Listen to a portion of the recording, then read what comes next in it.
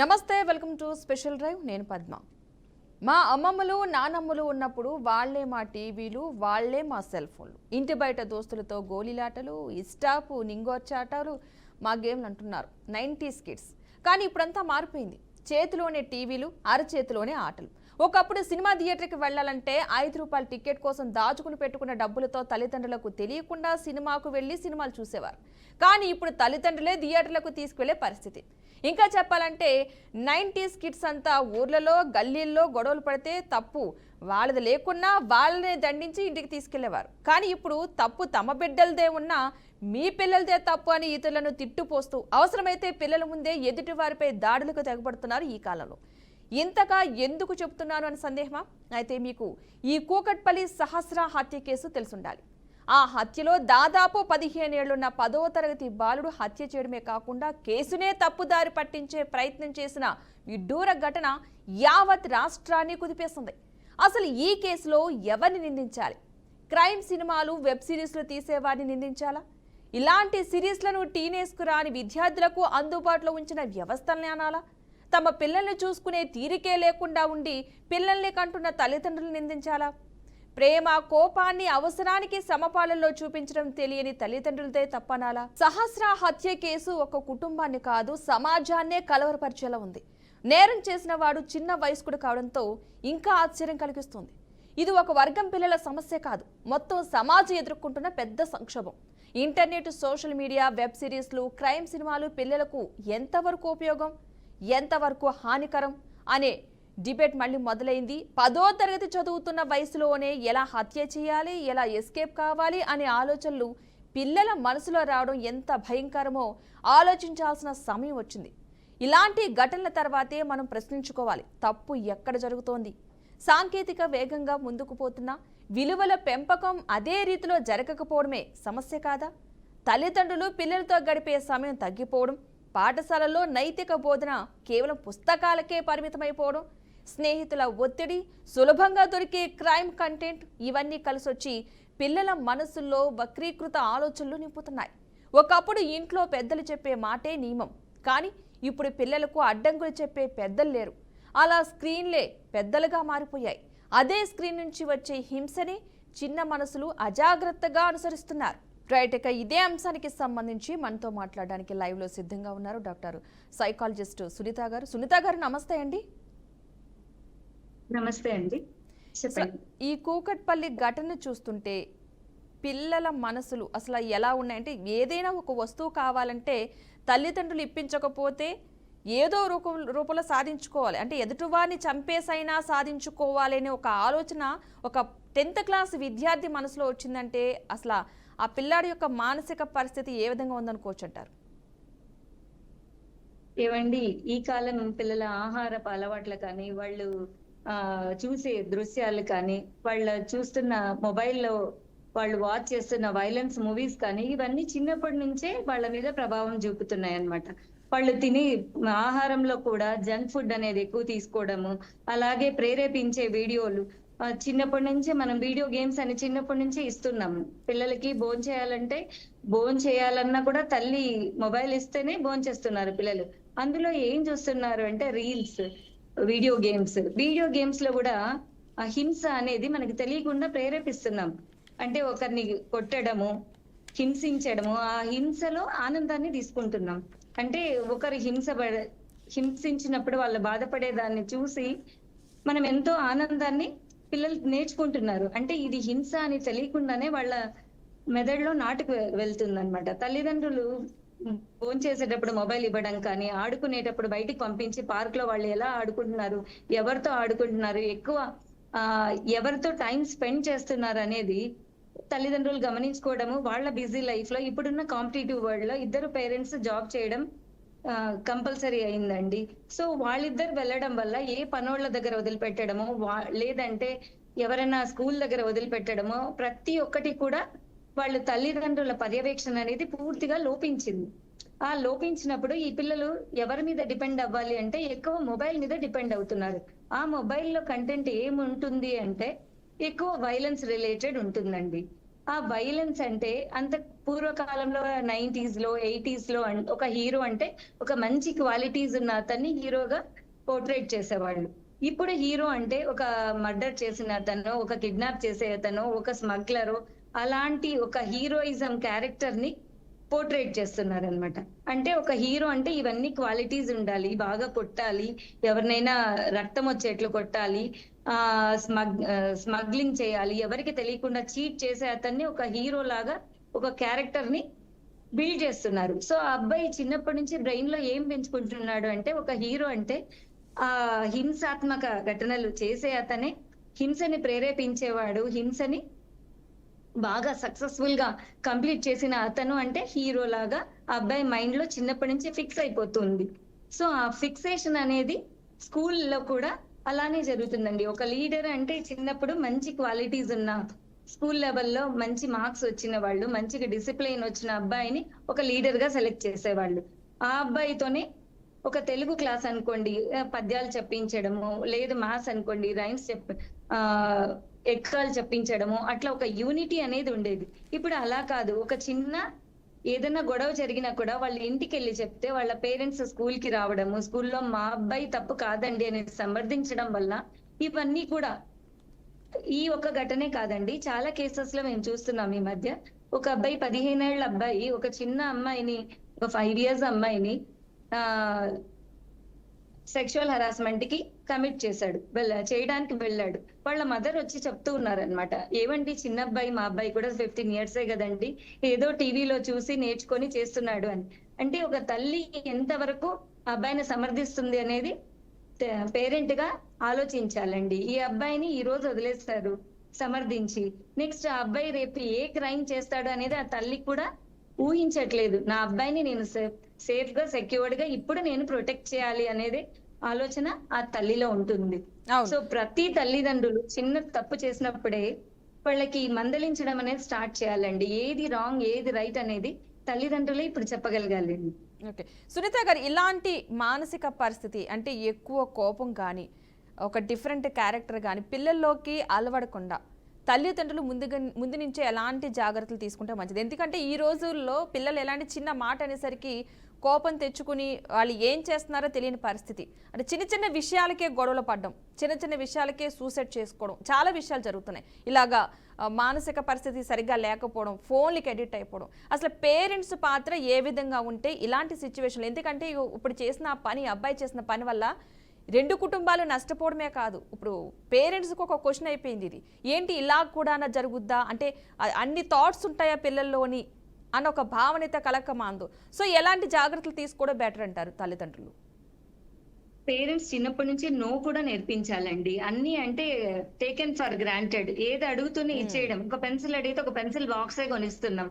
ఒక అవసరం ఉందా లేదా అని ఒక సైకిల్ కానీ, ఒక స్కూటర్ కానీ, బైక్ కొనిచ్చేటప్పుడు కానీ ఏదైనా ఇది ఈ అబ్బాయికి ఈ అవసరంలోని, ఈ వయసుకి ఇది అవసరమా, లేదు తను అడుగుతున్నాడు అంటే ఇది ఎంతవరకు ఆ అబ్బాయికి కరెక్ట్ కాదు అనే, దీని వల్ల వచ్చే కాన్సిక్వెన్సెస్ ఏంటి, అవన్నీ కూడా పిల్లలకి ఎక్స్ప్లెయిన్ చేసే టైం పేరెంట్స్ కి లేదండి. ఇప్పుడు అది కూడా గమనించుకోవాలి. నో చెప్పడం నేర్పించాలి. Yes or no, failure and success రెండింటినీ టేస్ట్ చేయించాలి. ఆల్వేస్ మా అబ్బాయి ఎప్పుడు ఫస్ట్ ర్యాంక్ లోనే రావాలి, మా అబ్బాయి క్లాస్ లో ఫస్ట్ ఉండాలి, ఇంట్లో కూడా అబ్బాయి మాటే నెగ్గాలి, అన్ని చోట్ల నెగ్గాలి అని ఆ అబ్బాయి పంతాన్ని నెగ్గిచ్చి పేరెంట్స్ ఎక్కడైనా నో అని చెప్పినప్పుడు ఆ అబ్బాయి డిప్రెషన్ కి వెళ్ళిపోతున్నాడు, లేదంటే సూసైడల్ థాట్స్ వస్తున్నాయి, లేదంటే ఎవరైనా కొట్టేయాలి, చంపేయాలని విపరీత ధోరణి, విపరీత లక్షణాలు ప్రదర్శిస్తున్నాడు.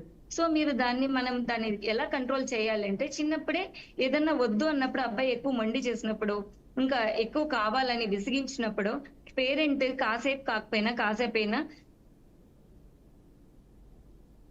ఓకే చేస్తాం మనము, ఒక దెబ్బ వేయడము, ఒక మంచిగా చెప్పడము, అంటే కొట్టడం అని కాదు, అంటే దీని వల్ల ఇన్ ఫ్యూచర్ లో నీకు ఏవైనా శిక్షలు పడే అవకాశం ఉంటుంది అని ఇండైరెక్ట్ గా చెప్పడమే మనం పిల్లవాడిని మన ఇంట్లో శిక్షించడం అంటే పెద్దగా శిక్షించడం కాదండి, అబ్బాయికి అర్థమయ్యే వేలో చెప్పడం.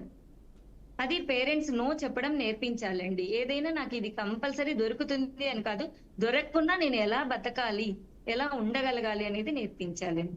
అవును, ఇప్పుడు ఎగ్జాక్ట్లీ ఇప్పుడు ఈ బాబు విషయంలో, ఈ అబ్బాయి విషయంలో మనం చూసుకున్నట్లయితే కనుక ఒక బ్యాట్ కోసం ఒక ఇంటిని అంటే చంపడం అనేది అనుకోని సందర్భంలో చంపిన విషయం అయినా సరే ఒక ఇంటిని తగలబెట్టేద్దామన్న పరిస్థితికి వచ్చేసాడు ఆ అబ్బాయి. అంటే ఆ బ్యాట్ ఒకటి తీసుకుని నేను దొరకకుండా ఆ ఇంటిని తగలపెట్టేస్తాము అని ఫిక్స్ అయ్యి వెళ్ళినోడు అక్కడ అమ్మాయి ఉంది కాబట్టి చూసి ఎవరికైనా చెప్తుందేమో అని చంపేద్దామని ఫిక్స్ అయ్యాడు తప్ప చంపిన తర్వాత ఈ విషయం బయటకు వస్తుందా లేదా అన్న ఆలోచన అయితే లేదు అబ్బాయికి అసలు. అంటే దీనికి ఒక ప్లాన్ వేసుకున్నాడు. అంటే అబ్బాయి మానసిక పరిస్థితి ఏ విధంగా ఉందనుకోవచ్చు, ఈ క్రైమ్ స్టోరీస్ వెబ్ సిరీస్ పిల్లలపై ఎలాంటి ప్రభావం చూపిస్తున్నాయి అనుకోవచ్చు. అదే చెప్తున్నాం కదండి, హీరోగా అంటే ఇది చేస్తే నన్ను హీరోగా ఏమన్నా అందరిలో నేను హీరో అవుతానేమో ఆ అబ్బాయి అన్నమాట. అంటే దాని తర్వాత జరిగే పరిణామాలు అబ్బాయి ఏం ఆలోచించే స్థితిలో లేడు. అందుకని పిల్లలకి చిన్నప్పటి నుంచే వాళ్ళ తల్లిదండ్రులు ఇది చేస్తే ఇది అవుతుంది, ఈ ఈ మనం ఈ పని చేసినందువల్ల ఇది జరుగుతుంది. అలాగే హ్యూమానిటీ అండి, చిన్నప్పటి నుంచి హ్యూమానిటీ అంటే ఒకరు బాధపడితే మనకి బాధ కలగాలి అనే ఆ సెన్సిటివ్ పాయింట్ ని మిస్ అవుతున్నారు. అది నేర్పించాలి. తల్లి బాధపడినప్పుడు, తండ్రి బాధపడినప్పుడు, పక్కన వాళ్ళు బాధపడినప్పుడు ఎలా ఉంటుంది అనేది అబ్బాయికి ఆ విషయం తెలియట్లేదు. సో అది కూడా మనం నేర్పించాలి. అంటే చిన్నప్పటి నుంచే మనకి ఒకరు బాధపడితే ఎలా ఉంటుంది, ఒకరు సంతోషపడితే ఎలా ఉంటుంది, ఆ ఫీలింగ్స్ అన్నిటినీ కూడా మనం ఎక్స్ప్లెయిన్ చేయగలగాలి ఒక తల్లిగా తండ్రిగా.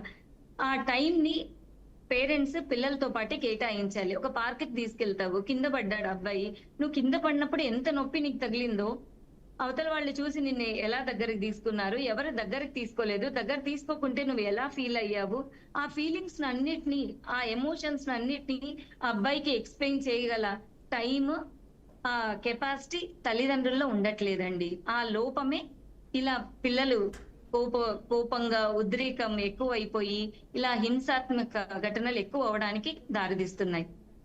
అంటే పేరెంట్స్ గతంలో స్కూల్స్ చూసుకుంటే కనుక పాఠశాలల్లో కూడా విద్యాబోధనే కాకుండా క్రమశిక్షణ అంటే మనుషులు ఎలా ఉండాలి, కష్టపడితేనే ఏదైనా వస్తుంది, ఊరికినే ఏది రాదు, ఎలా ఉండాలి, మైండ్ సెట్ ఏ విధంగా ఇలాంటి విద్యాబోధనలు కూడా ఎక్కువగా ఉండేవి. ఇప్పుడు ఏంటంటే అన్ని బట్టే ర్యాంక్ వచ్చిందా, 100కి 99.9% వచ్చిందా లేదా, ఇది మాత్రమే చూస్తున్నారు. అంటే స్కూల్లో కూడా ఇలాంటి విషయాల్లో పిల్లల మైండ్ సెట్ విషయంలో జాగ్రత్తలు తీసుకోవాల్సిన అవసరం లేదంటారా? తల్లిదండ్రులు కూడా చాలా ఆలోచించాలండి. ఇప్పుడు మేము చాలా కౌన్సిలింగ్ కేసెస్ లో అవి చూస్తున్నాము. సక్సెస్ మార్కుల వరకు ఒక 20 ఇయర్స్ వరకు 25 ఇయర్స్ వరకు వచ్చిన తర్వాత వాళ్ళ లైఫ్ ని ఎలా లీడ్ చేయాలి అని, ఈవెన్ ఐఐటీస్ కూడా సూసైడ్ చేసుకుంటున్నారు అని అంటే వాళ్ళకి ఎలా సమాజం పట్ల అవగాహన కల్పించాలండి. తల్లిదండ్రులు కూడా సమాజం పట్ల ఒక వృద్ధాశ్రమం తీసుకెళ్లడం కానీ, ఒక అనాథాశ్రమం తీసుకెళ్లడం కానీ, ఒక బ్లైండ్ స్కూల్ తీసుకెళ్లడం కానీ, వికలాంగుల పాఠశాలకు తీసుకెళ్లడం కానీ, అంటే మన దగ్గర ఏమి ఉంది, బయట వాళ్ళ దగ్గర ఏం లేదు, దేవుడు మనకి ఇచ్చిన దాంట్లో మనం ఎలా సంతోషంగా ఉండొచ్చు, ఎలా జీవించవచ్చు అనేది తల్లిదండ్రులు చెప్పగలగాలి. అలాగే పాఠశాలల విషయానికి వచ్చినప్పుడు స్కూల్స్ లో కూడా అండి అప్పుడు టైం ఉండేది, టీచర్స్ కి చెప్పే టైం ఉండేది. ఇప్పుడు మన ఐఐటీస్ ఈ curriculum different types of curriculum వల్ల సో ఇవంతా సామాజిక విలువలు ఇవి నేర్పించే టైం లేక వెనుకబడిపోతున్నాయండి స్కూల్స్. అందుకే ఇప్పుడు NEP national education policy system ని చేంజ్ చేసిందండి. కొత్త ఎడ్యుకేషన్ సిస్టమ్ లో కంపల్సరీ ప్రాజెక్ట్ వర్క్ ఇలా చేయాలి, ఇన్ని చేస్తే ఇన్ని మార్క్స్, సామాజిక సేవ నేర్చుకోవాలి, అందరితో కలివిడిగా ఉండాలి, స్పోర్ట్స్ లో ఎంత టైం స్పెండ్ చేయాలి, అవన్నీ నీట్ గా కరికులం ఫ్రేమ్ చేసి పంపారండి. ఆ పాలసీ మనకి వచ్చిందంటే ఈజీగా స్కూల్స్ లో కూడా సిస్టమ్ ఈజీగా ఫాలో అవుతారండి. అప్పుడు కొంచెం క్రైమ్ రేట్ తగ్గడానికి ఛాన్సెస్ ఉన్నాయండి. ఇప్పుడు ప్రెషర్ ని ఎలా మేనేజ్ చేసుకోవాలనే బ్యాలెన్స్ చేసుకోలేక కూడా పిల్లలు ఎడ్యుకేషన్ సిస్టమ్ అర్థం అవ్వట్లేదు, ఇంట్లో వెళ్ళిన తర్వాత పేరెంట్స్ సపోర్ట్ ఉండట్లేదు, సో వాళ్ళు మొబైల్ కి అడిక్ట్ అవుతున్నారు. ఆ మొబైల్లో కూడా అడల్ట్ కంటెంట్ అన్నా ఉంటుంది, లేదంటే వైలెన్స్ అన్నా ఉంటుంది. ఈ రెండిట్లో కన్ఫ్యూజన్ లో వాళ్ళు ఏం చేయాలని ఆలోచించుకోలేని స్థితిలో ఇవన్నీ చేస్తున్నారండి. ఓకే, ఏ వయసు మన ఎడ్యుకేషన్ సిస్టమ్ కూడా ఓకే చెప్పండి. ఎడ్యుకేషన్ సిస్టమ్ లో కూడా ఇప్పుడు వచ్చిన చేంజెస్ ఇవన్నీ చూసి కూడా ఈ సిస్టమ్ చేంజ్ అయిందండి. ఇది ఇప్పుడు రానున్న ఒక 3-4 ఇయర్స్ లో ఈ సిస్టమ్ ఫాలో అయితే కొంచెం మనకి ఈ క్రైమ్ రేట్ కూడా తగ్గే ఛాన్సెస్ ఉన్నాయండి. ఓకే, ఏ వయసు నుంచి పిల్లల్లో మార్పుని ఇప్పుడు ఇన్ కేసు తల్లిదండ్రులు ఏకేం ఏదైనా సరే గుర్తించాలంటారు? అసలు ఏ వయసు నుంచి మనం వాళ్ళ కంట్రోల్ చేసుకుంటే, అంటే కోపాన్ని కావచ్చు, వాళ్ళు ఉన్న డిఫరెంట్ క్యారెక్టర్స్ అప్పుడప్పుడు బయటపడుతూ ఉంటాయి, అలాంటివి కానీ ఏ వయసు నుంచి మనం గుర్తించి కంట్రోల్ చేసుకుంటూ రావాలంటారు వాళ్ళ విషయంలో? చిన్న వయసు నుంచే అండి. వాళ్ళు చిన్న వయసు నుంచే వస్తువులు విసిరివేయడము, ఎవరినన్నా కొట్టడము, స్కూల్లో కొరికేయడము, ఈవెన్ ప్లే స్కూల్స్ లో కూడా మనం చూస్తూ ఉంటాం.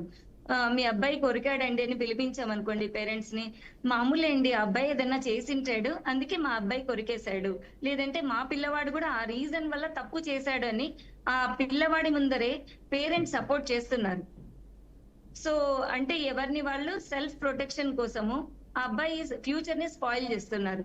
లేదండి మేము చెప్తాము మా అబ్బాయికి, మీరు కూడా దండించండి అని గురువులకి ఒక కొంచెం టైం ఇచ్చినా, లేదంటే వాళ్ళకి ఛాన్స్ ఇచ్చినా కూడా ఈ సిస్టమ్ లో చేంజ్ వస్తుందండి. ఓకే, ఇప్పుడు ఈ మధ్య వాళ్ళ కాలంలో పాత్రని ఎక్కువగా మనం వాళ్ళు- చూస్తూ ఉన్నాం ఆన్లైన్ గేమ్స్ అని, ఒక క్రైమ్స్ సంబంధించి చూడడం కానీ, అంటే బాగా ఎడిట్ అయిపోవడం జరిగిపోతుంది ఫోన్లకి. ఏదైనా సరే అంటే ఆన్లైన్ క్లాసెస్ నుంచి స్టార్ట్ అయితే ఇప్పుడు ఆన్లైన్ గేమ్స్ వరకు వెళ్ళిపోయిన పరిస్థితి పిల్లల్ని. వీళ్ళు కూడా మనం నార్మల్గా తీసుకురావచ్చు అంటారు, ఎందుకంటే చూస్తూ ఉన్నాం కాబట్టి. అవునండి, చాలా నార్మల్ గా తీసుకురావచ్చు. ఇప్పుడు ఆ అబ్బాయి ఎందుకు మొబైల్ కి అడిక్ట్ అవుతున్నాడంటే ఆ అబ్బాయికి వేరే స్పోర్ట్స్ మీద కానీ ఎక్కడ కానీ డైవర్షన్ లేదు. సో ఆ అబ్బాయి చిన్నప్పటి నుంచే తల్లిదండ్రులు గమనించి ఆ అబ్బాయి ఏ యాక్టివిటీలో యాక్టివ్ గా ఉన్నాడు, స్పోర్ట్స్ ఇంట్రెస్టా, లేదంటే ఒక గార్డెనింగ్ ఇంట్రెస్టా, లేక పెయింటింగ్ ఇంట్రెస్టా, బ్యాడ్మింటన్ ఇంట్రెస్టా అనేది ఒక దేని మీదన్నా డైవర్షన్ మళ్ళించారనుకోండి, 1 hour వాళ్ళ పేరెంట్ దగ్గర ఉండి తీసుకెళ్లడము, సైక్లింగ్ కో, జిమ్ కో, ఇంకో వాకింగ్ కో, ఏదో ఒకటి తనతో పాటు ఒక 15 minutes ఆ 20 minutes స్పెండ్ చేశారనుకోండి, వాళ్ళ థాట్ ప్రాసెస్ ఎలా ఉంది అనేది అనలైజ్ చేసుకోవడం చాలా ఈజీ అవుతుందండి పేరెంట్ కి. సో వాళ్ళు ఏ యాక్టివిటీలో యాక్టివ్ ఉన్నారో దాని మీద డైవర్షన్ వెళ్ళింది అనుకోండి, చదువుతో పాటు దాని మీద డైవర్ట్ చేసామంటే ఈ మొబైల్ మీద అంత అడిక్ట్ అవ్వరండి పిల్లలు. ఓకే, అదే విధంగా ఇప్పుడున్న compulsory- సమాజం చెప్పండి. చిన్నప్పటి నుంచే వాళ్ళ హాబీస్ ఏంటి, పిల్లల హాబీస్ ఏంటి అని ఒక 2nd, 3rd క్లాస్ నుంచే మనకు అర్థమవుతుందండి. వాళ్ళ 10 ఏళ్ల వయసు నుంచే వాళ్ళు ఏం చేస్తున్నారు, దేని మీద ఇంట్రెస్ట్ చూపిస్తున్నారు అనేది ఒక పేరెంట్ అనలైజ్ చేసుకుంటూ రావాలండి. ఓకే, ఇందులో మొత్తంగా పేరెంట్ పాత్ర అయితే చాలా ఎక్కువగా ఉండాల్సిన అవసరమే ఉంది. అదే విధంగా చాలా కీలకం అండి. అవును, సమాజంలో కూడా జరిగే విషయాలను పిల్లలకి ఏ విధంగా అర్థమయ్యేలా చెప్పాలంటారు అసలు పేరెంట్స్ అన్నది? ఎందుకంటే ఒక్కొక్క అంశాన్ని ఒక్కొక్క కోణంలో, ఒకటి పాజిటివ్లో కంటే కూడా నెగిటివ్లోనే ఎక్కువగా తీసుకుంటున్నారు కాబట్టి పిల్లలు. ఇప్పుడు మనం ఈ స్క్రోలింగ్ ఎగ్జాంపుల్ తీసుకున్నాం అనుకోండి, ఈ స్క్రోలింగ్ నే చూపిస్తాము, తర్వాత ఆ అబ్బాయికి ఏం పనిష్మెంట్ పడింది, ఆ అబ్బాయి ఏం కాన్సిక్వెన్సెస్ ఫేస్ చేయాల్సి వస్తుంది అని చెప్పి ప్రతి పేరెంట్, మనం ఇది క్రైమ్ ని చూస్తుంటే క్రైమ్ చూడొద్దు అని చెప్తున్నాం, కానీ దాని వల్ల క్రైమ్ జరిగితే ఏం కాన్సిక్వెన్సెస్ ఫేస్ చేయాలి, ఆ అబ్బాయి ఏం ఫేస్ చేస్తాడు నెక్స్ట్ అనేది ఆ పిల్లల్లో అవగాహన తెప్పించగలిగితే ఆ అబ్బాయి రేపు క్రైమ్ చేయడానికి కూడా భయపడతాడండి.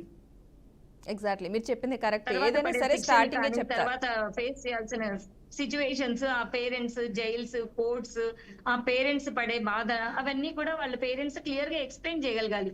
సపోజ్ ఈ ఇన్సిడెంట్ ఉంది, ఒక పేరెంట్ కూర్చోబెట్టుకొని ఇది ఎందుకు చేయాల్సి వచ్చింది, అబ్బాయి ఎందుకు చేశాడు, ఇలా చేయకుండా ఉండాలంటే అని, ఇలా చేసిన తర్వాత పరిణామాలు ఎలా ఉంటాయి, అవన్నీ కూడా ప్రతి పేరెంట్ చెప్పగలగాలండి. చెడును చూపించట్లేదు, చెడును చూడకూడదు అని చెప్తున్నారు, ఎందుకు చూడకూడదు అనేది పిల్లలకి ఎక్స్ప్లెయిన్ చేయగలగాలి మనం. ఎగ్జాక్ట్లీ, మీరు చెప్పింది 100% కరెక్ట్ అండి. ఎందుకంటే ఒక చెడు చేసిన తర్వాత దాని పరిణామాలు ఏ విధంగా అనుభవించాల్సి వస్తుంది, పరిస్థితి ఏంటి, ఇప్పుడు జరిగిన ఈ క్రైమ్ కేసు వలన తను ఎలాంటి జీవితాన్ని కోల్పోయాడు, ఇప్పుడు పేరెంట్స్కి దూరం అయ్యాడు, ఒక నిందితుడిగా ఉండిపోయాడు, అక్కడ జరిగిన దానికి అతని జీవితం ఏమైపోతుంది, తర్వాత ఒక ఫ్యూచర్ ఊహించుకుని ఉండొచ్చు, బట్ అది ఏమైపోతుంది, ఇలాంటి అంశాలు కనుక నిజంగా పిల్లలకి తెలియజేయగలిగితే కనుక ఇలాంటి పరిస్థితి ఏ తల్లిదండ్రులకు రాని పరిస్థితి అయితే ఉంటుంది. మీరు చెప్పింది 100% కరెక్ట్ అండి. రైట్, థ్యాంక్ యూ అండి సునీత గారు, మంచి ఇన్ఫర్మేషన్ అయితే ఇచ్చారు. ఒక సైకాలజిస్ట్గా పిల్లల విషయంలో ఎలాంటి జాగ్రత్తలు తీసుకోవాలి, ఎస్పెషల్లీ తల్లిదండ్రులు తీసుకోవాల్సిన జాగ్రత్తలు అయితే చాలా ఉన్నాయని అనుకోవాలి.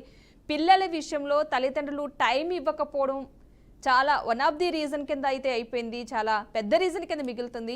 పేరెంట్స్ ఎవరైనా సరే పిల్లల విషయంలో చాలా జాగ్రత్తలు తీసుకోవాలి. ఏదో వాళ్ళు అడిగిన వస్తువులు కొనిస్తున్నామా, వాళ్ళని లగ్జరీగా పెంచామా, మంచి హైయెస్ట్ స్కూల్లో ఫీజు ఎక్కువ కట్టి వేసామా అనే దానికంటే కూడా వాళ్ళ ప్రవర్తన ఏ విధంగా ఉంటుంది, వాళ్ళ మానసిక పరిస్థితి ఏ విధంగా ఉంటుంది, వాళ్ళు ఏం కోరుకుంటున్నారు.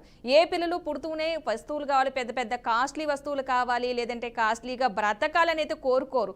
తల్లిదండ్రుల దగ్గర నుంచి ప్రేమ, వాళ్ళు చేసిన ఏదైనా ఒక విజయం సాధిస్తే దేంట్లోనే ఫస్ట్ టైం వచ్చారు, ఒక గేమ్లో వచ్చారు, అది పేరెంట్స్కి చూపించాలనుకుంటారు, కానీ వాళ్ళ టైం ఇవ్వకపోవడం వల్ల పక్కగా ఎడిట్ అయిపోయి వేరే వాళ్ళకి చూపించడం, మంచి స్నేహితులు దొరకకపోవడం, స్నేహితులు కూడా కొన్ని బ్యాడ్ హ్యాబిట్స్ ఉన్న స్నేహితులు దొరికినప్పుడు వాళ్ళు ఆ విధంగా వెళ్ళిపోవడం కూడా జరుగుతుంది. సో ఈ విషయంలో పేరెంట్స్ అయితే చాలా జాగ్రత్తలు తీసుకోవాలి. ఇలాంటి ఘటనలు నిజంగా వినటానికి, చదవడానికి కూడా నాకు చాలా బాధగా అనిపిస్తుంది.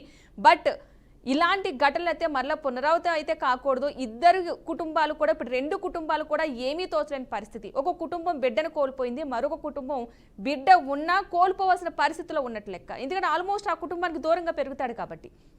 ఇలాంటి శిక్షలు ఉంటాయి, ఇలాంటి పరిస్థితులు ఉంటాయి. జీవితం ఈ విధంగా తారుమారైపోతుందని నిజంగా పేరెంట్స్ పిల్లలకి ఎక్స్ప్లెయిన్ చేయగలిగితే, అదేవిధంగా స్కూళ్ళలో ఎస్పెషల్లీ స్కూళ్ళలో కూడా విద్యాబోధన ఒక మార్కులకే వాళ్ళ పరిమితం చేయకుండా వాళ్ళకి ఎలా ఉండాలి, వాళ్ళ మానసిక పరిస్థితి ఏ విధంగా ఉంది, వాళ్ళు ఫ్యూచర్లో ఎలాంటి పరిస్థితులు ఎదుర్కోవాల్సి వస్తే ఇలాంటి విషయాలు కూడా తెలుసుకోవాల్సిన అవసరం ఉంటుంది. మీరు చాలా మంచి ఇన్ఫర్మేషన్ ఇచ్చారండి. థ్యాంక్ యూ సునీత గారు, థ్యాంక్ యూ సో మచ్ అండి. ఈ కూకట్పల్లి ఘటన అయితే చాలా బాధాకరమని అనుకోవాలి. 2 కుటుంబాల్లో విషాదాన్ని అయితే నింపింది. అంటే ఒక పిల్లవాడి మానసిక పరిస్థితి ఏ విధంగా ఉంది, టీనేజ్లో వాళ్ళ పరిస్థితి ఏ విధంగా ఉంటుంది, అర్థం చేసుకోవాల్సిన బాధ్యత తల్లిదండ్రులపై చాలా ఉంటుంది. పిల్లలు ఈ స్థితికి కారణమయ్యారంటే తల్లిదండ్రుల పాత్ర 100% అందులో ఉంటుంది. వాళ్ళు జాగ్రత్త పడి పిల్లల విషయంలో కేర్ తీసుకుని ఉంటే కనుక ఈరోజు ఈ పరిస్థితి వచ్చే ఉండేది కాదు. ఆ అబ్బాయి ఒక బ్యాట్ కోసం వెళ్ళి మనిషి ప్రాణాన్ని తీసుకొచ్చే పరిస్థితికి వచ్చాడు. అంటే ఒకవేళ ఇంకేస్ అక్కడ మనిషి లేకపోతే ఆ ఇంటిని తగలపెట్టడానికి కూడా సిద్ధపడి వచ్చాడంటే ఎలాంటి పరిస్థితుల్లో ఉన్నాడు, ఎలాంటి సిచ్యువేషన్లో ఉన్నాడో ఆ అబ్బాయి మనస్తత్వం మనకు అర్థమవుతుంది. కానీ ప్రతి ఒక్కరూ కూడా పేరెంట్స్కి రిక్వెస్ట్ అనే అనుకోండి, ఏమన్నా అనుకోండి, మీ పిల్లల విషయంలో మీరు జాగ్రత్త పడాల్సిన అవసరం ఉంది. ప్రతి ఒక్క పేరెంట్ పిల్లల విషయంలో జాగ్రత్త పడాలి. వాళ్ళ భవిష్యత్తు ఏంటి, వాళ్ళు ఎంత మార్క్స్ వచ్చినాయా, ఎంత స్టేజ్లో పెంచామా, ఎంత కాస్ట్లీ వస్తువు ఇచ్చామన్న దానికంటే కూడా ఎంత క్రమశిక్షణగా పెంచుతాం, ఎంత బుద్ధిగా పెంచుతున్నాం. అంటే ఎదుటోళ్ళకి రెస్పెక్ట్ ఇచ్చారు. ఒక తప్పు చేస్తే దాని పరిణామాలు ఏ విధంగా ఉంటాయి, ఒక కష్టం వస్తే దాన్ని ఏ విధంగా ఎదుర్కోవాలి, ఇలాంటి పరిస్థితుల నుంచి వాళ్ళు బయటికి రాగలిగేటట్టుగా పేరెంట్స్ పెంపకం ఉండాలి. అదేవిధంగా స్కూళ్ళలో కూడా విద్యాబోధనే కాకుండా క్రమశిక్షణ కూడా నేర్పిస్తే బాగుంటుందని మనస్ఫూర్తిగా కోరుకుంటున్నాం. ఇది వాళ్ళ special drive. Keep watching BRK news Telugu సత్తా.